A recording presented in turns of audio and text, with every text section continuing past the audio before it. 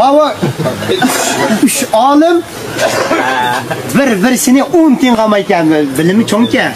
Birisi fizika olimka, yana birisi matematika olimka, yana birisi insoniyatni tadqiq qilgan bir insonshunos ekanda. Bular bir-birini birlashib tadqiq qilmizda bir ibtidoiy o'rmonga kirib, qattiq yomg'ir yig'ib ketib, so'g' judum bo'lib ketibdi.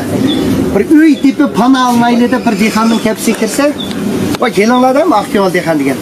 Bayqa chiqdi, kapining o'tirgan yerdan 1 metr egizlikda bir mesh qo'yib dedik-ne. Mesh qo'yib o'tinda qalaqib, dehqon moyi ketibdi, 3 olim bu meshni tadqiq qilib qara.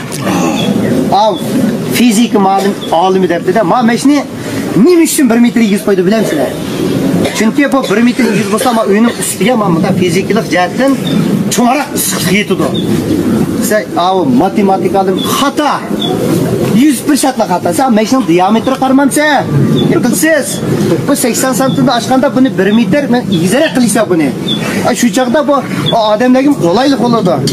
Deb o'sha insoniyatni tadqiq qilgan olimga ishkin yomon tushki yo'q yaqinsanki.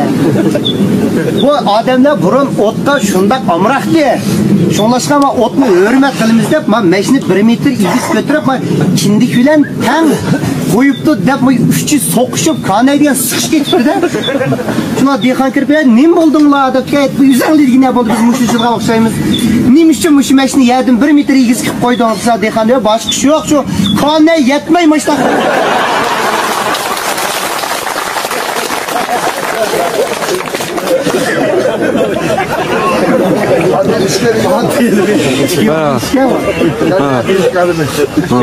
Mesh geldi. Yana kanı uzun kemer.